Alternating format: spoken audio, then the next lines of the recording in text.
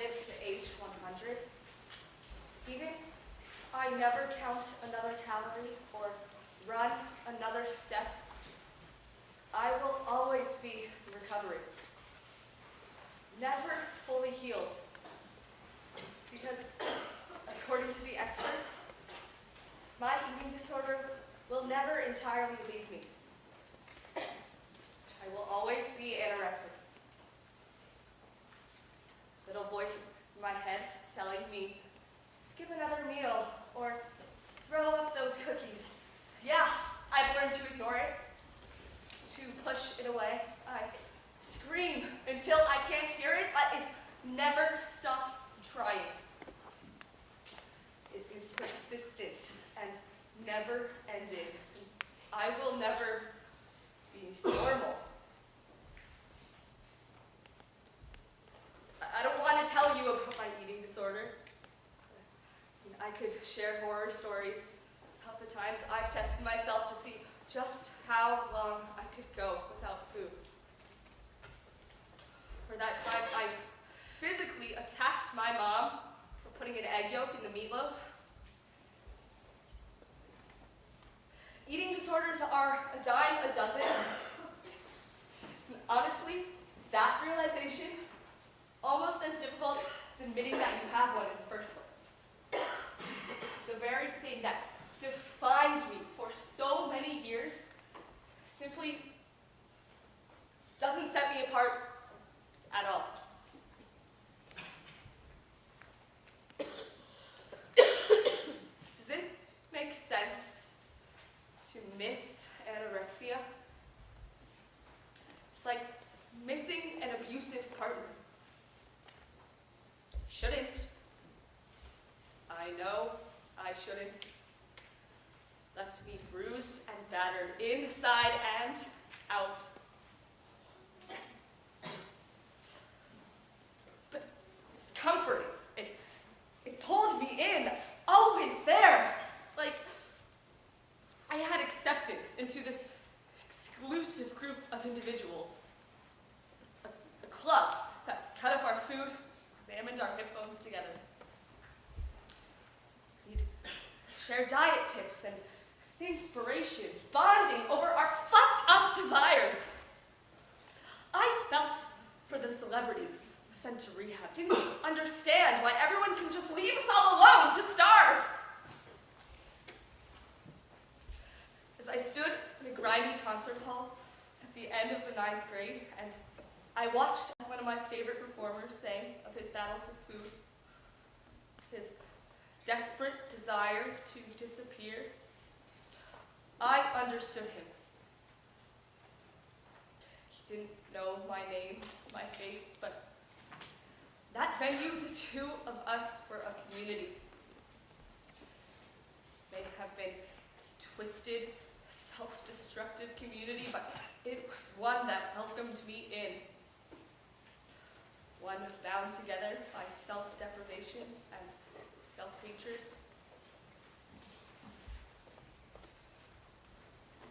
I still love going to sleep hungry. I still measure out my cereal.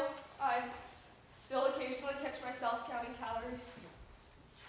The scars of anorexia never left me, and I don't think they ever will. In a strange way, I'm jealous of everyone I meet who's still battling an eating disorder. They don't say it outright, but I can spot one from a mile away. I wish I was one of them. They may be going through hell, but at least it's a skinny hell. God, what I'd give to go through that hell again. I don't remember how to starve myself, and it kills me. I wish that I could feel just once more the physical satisfaction, unlike any other, truly depriving myself. Recovery is supposed to mean I'm strong. Survivor I made it out where so many others didn't. But most days, all I feel is weak. Why couldn't I have stuck it out? How did I never reach my goal weight? And now, why can't I just stop eating? Why can't I just stick a goddamn toothbrush down my throat and call it a day? All that I ever wanted was to be skinny. Was to be okay with my body. I never got there, and now I don't know where to start. But even more than I hate myself for my failure, I cannot stand my ungratefulness. I'm alive! I ate a cookie yesterday. I'm so damn lucky to be here, and I know it. I didn't have to go to rehab.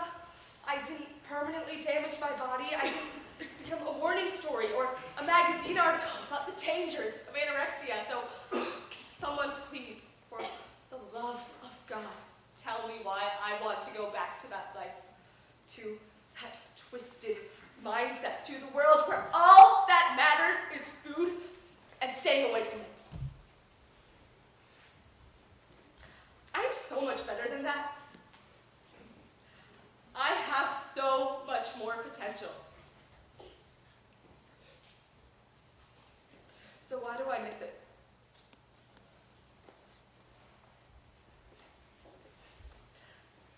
I eat normally now.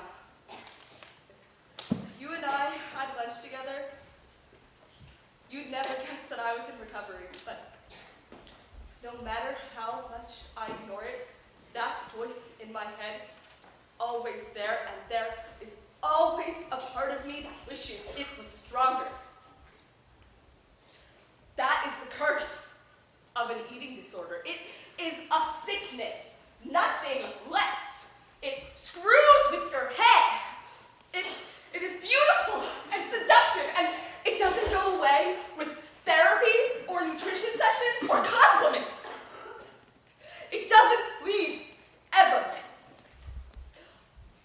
I will always be in recovery.